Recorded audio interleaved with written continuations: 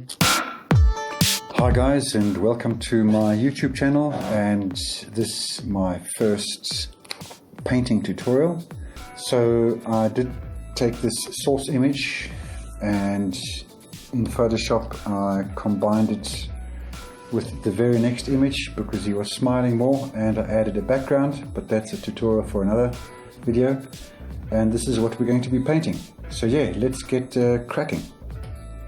I used a sponge roller and some canvas primer, and I gave the board 4 layers of primer, and I didn't sand in between because I wanted that slight eggshell finish, but you're welcome to sand to a paper smooth finish if you want.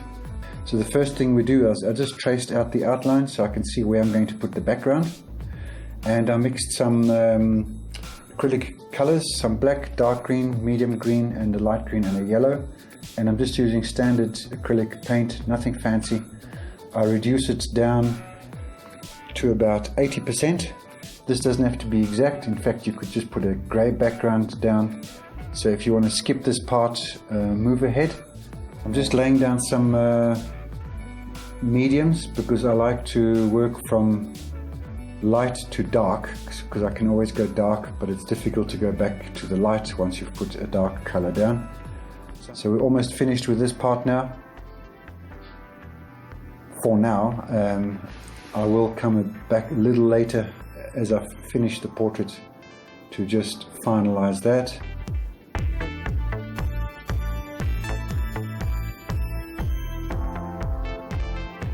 And here we go. I've blacked in the back of the dog, and I'm just starting with the eyes. And in the source photo, I noticed that basically it's just colored hair over a black skin in essence, and all the shading and stuff I can always do over the top. So I always start with the eyes. I've just blocked them in just to give me something to look at, and it's just a matter of following the direction of the fur. Just follow the source image, and you can actually change it a little later because we're building this up in layers. So if you make a little mistake, it's not too serious. But I just go over with an airbrush, just darken it down slightly, and because the paint is fairly thin, it doesn't dry very opaque. It sort of dulls down slightly, so you can build up a few layers like this, about 5 or 6. I'm just washing in the eye color here. I did all the eyes, all the shadows and everything before I tinted the eyes, and I just put a wash over them. It's probably the easiest way instead of mixing all the different colors. So I'm using my smallest brush here just for these very tiny little lines, and there is no fast way of doing this, guys. If you want this kind of detail, you have to unfortunately paint every hair one by one. So here's a bit of a close-up. You can see how small these brush strokes are. I'm using a sort of an old small brush just to help me a little bit. And as the paint runs out on the brush, you can see the paint gets thinner and thinner. That's a nice way to add layers, and then you can come over it like I'm doing at the moment and just brighten it up where you need to. And then I just move along to where it needs to go a bit brighter as the brush runs out, and I just keep building up the layers in that. So as before, I'm just using my small little brush. I'm actually using the liner brush here just to fill in some of the hairs. And it is important just to keep an eye on the reference to see where the shadows are. In this method of painting, I'm going to come with my airbrush a little later and just fix the shadows. Here I'm just concentrating on just the part next to the nose. You can see the highlight that's over there. So I'm just coming with my liner brush. In fact, I use quite a few different brushes just to get this effect. Here I'm just coming with my airbrush, as I mentioned, just putting in the shadows where I find them in the reference. So if you find that you've put too much white down, don't worry about it. You can just come in a little later. And please don't forget to like and subscribe to this channel if you're liking this kind of content. I've just got this piece of paper next to me, so because the paint is so thin that I can't actually see what I'm doing, so I'm just checking that it is still spraying. Here I'm coming back with my liner brush just to finalize some of the dark parts.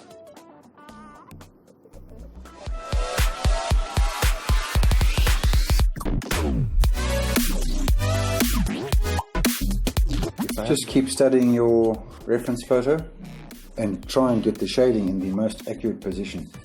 You of course won't be able to copy it exactly, but I think that's what art is all about, putting your own spin on it and getting it as close as you possibly can. So the other side is basically a rinse and repeat of the previous side, so I won't spend too much time on this. Moving on to the nose, I found the easiest way is just to put a whole bunch of dots down and then coming in later to define the very dark parts and the very light parts. So I'm just putting down some initial random dots and then I'll come with some shading a little later, and I found that's actually the easiest way to do a dog's nose.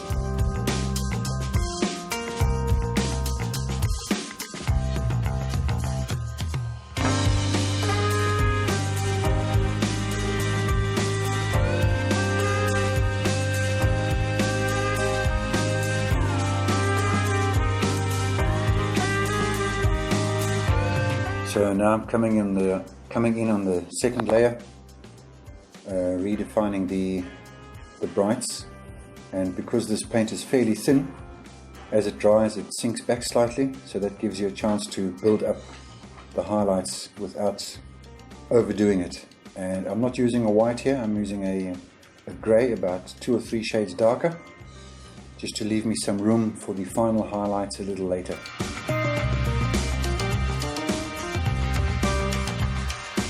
At this point I'm going to just wash over a very weak black, just to start shading in the right parts. And just take your time, do the best you can, and you can always come back and change it if you've gone too far. You can just add some white back in. Moving on to the ear, I used a bigger brush here because the fur is a bit out of focus, so we don't want the super sharp lines as we have in the face. And we also want to add some dimension to the painting by adding some depth, the parts that are far away. So as you can see how thin this paint really is, that I'm going to wash over the top. Just want to define some of the shadows, and I'll come back with the airbrush a little later once again, just to blend all of this nicely back together. So the other side is basically a rinse and repeat of the previous side, so I'll just speed through it, but you can pause the video if you want to see anything in particular. And I'm just doing some of the muzzle part here now, leaving some shadows for the whiskers a little later. Again using the liner brush for the very small details. And here's some real-time footage of how slow this process actually is. Unfortunately, there's just no other way.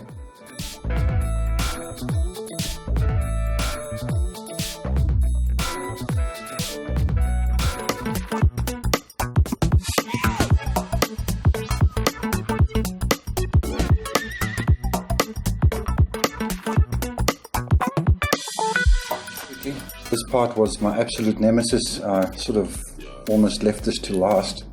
It's a bit complicated with all the different textures and colors, so I just broke it down and started selectively putting in the highlights after doing a quick wash of just medium grey.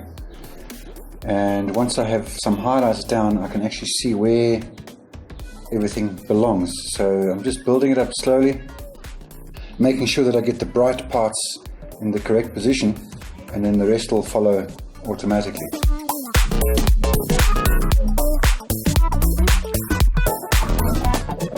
Guys, these videos take a long time to make, so please show your support by liking and subscribing.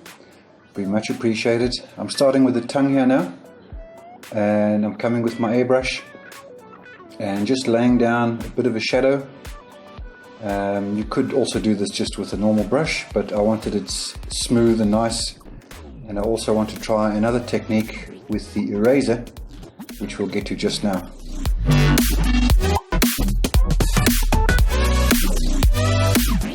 And here I'm using a bit of torn paper just to add some edges,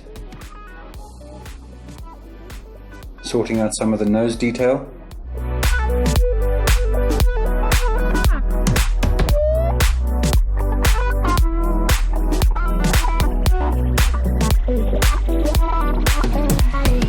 Here I'm coming with my electric eraser. You could also just stipple it with some white paint, but I have the eraser and I thought let me give it a go. And because the paint is fairly thin and the primer is quite thick, you can easily just erase some of this out to create some highlights. I noticed that I got this line completely wrong, but I fixed that in the final version, as you can see over here.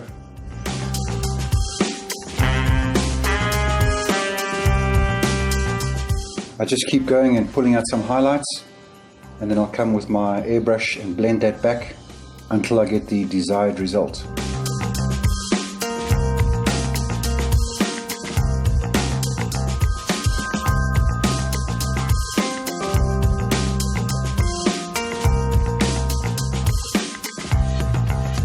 Just blending in the other side of the lips.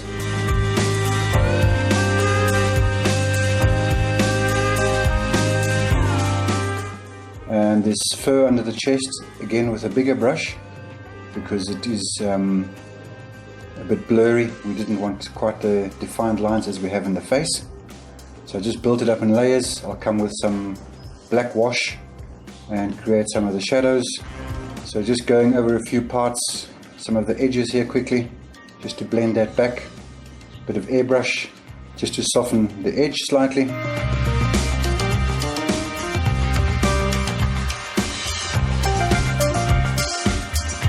And now we come with some glazing, using a soft brush and a very weak yellow, just building up the orange parts, and the more you put down, the darker it gets. So you'll see it starting to take form. Just take your time, and also doing the tongue at the same time. While the orange dries, I quickly switch to the tongue and the lips. Here I'm doing the blue tinge for the hair. And now it's time for the whiskers. I did varnish this beforehand, and you'll see why just now. So take your liner brush, and I just flattened it out. Keep a wet rag handy, because you can just wipe over any mistakes because you have a varnish down. So I've got quite a thin paint, and I'm just laying down, which I didn't like here, so I just wipe it off without any fear of destroying your artwork. You can do this as long as you need to until you get the whiskers in the right place. Dogs aren't known for their whiskers like cats. So these are just a few, maybe 10 or 12 little thin whiskers, and it's all this fine detail that makes a difference.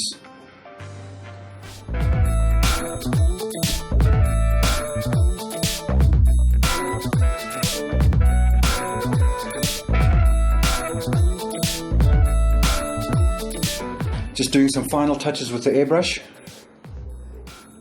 And I'm actually blending in the top of the head with the background, so that the line isn't so harsh. Very thin yellow that I still had left over from the background. Don't forget to sign your artwork, of course. So I'm just using a white acrylic pen here. I'm using a soft, spongy type brush, and the best way to do this is in long strokes and in sections. They're going to divide this up into 4 sections, and the trick with the varnish is to put it on and walk away. Don't fiddle with it, it'll settle. So just be positive with your strokes. I'll just do the edges first quickly, and then I'll just brush this in 4 sections. And the idea is to put it on and walk away. Don't fiddle with it, because as you fiddle it dries and it'll curl up on you. And you'll notice I have a light in front, which is a window, and then I can actually see where I have varnished as well. So that's quite a handy little tip. And here's an optional step if you want. I've reduced this varnish 50-50 with some distilled water. I'm using my 0.5 needle brush and 3 psi. And we're going to just go in a circular motion.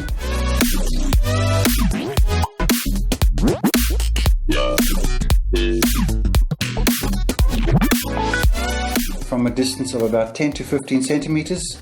And we're going to just dust over this reduced varnish, and it creates a completely matte surface. I've got a light source from the right so I can see where I've painted. And you can do this once or twice maximum, and then you should be good to go. Right, there we have it, guys. You can see a nice, beautiful, even finish. Great detail, well worth the effort. Please, if you like this sort of thing, like and subscribe, and comment below. Link us to your own paintings. And thanks again for watching, and until the next time, thank you so much.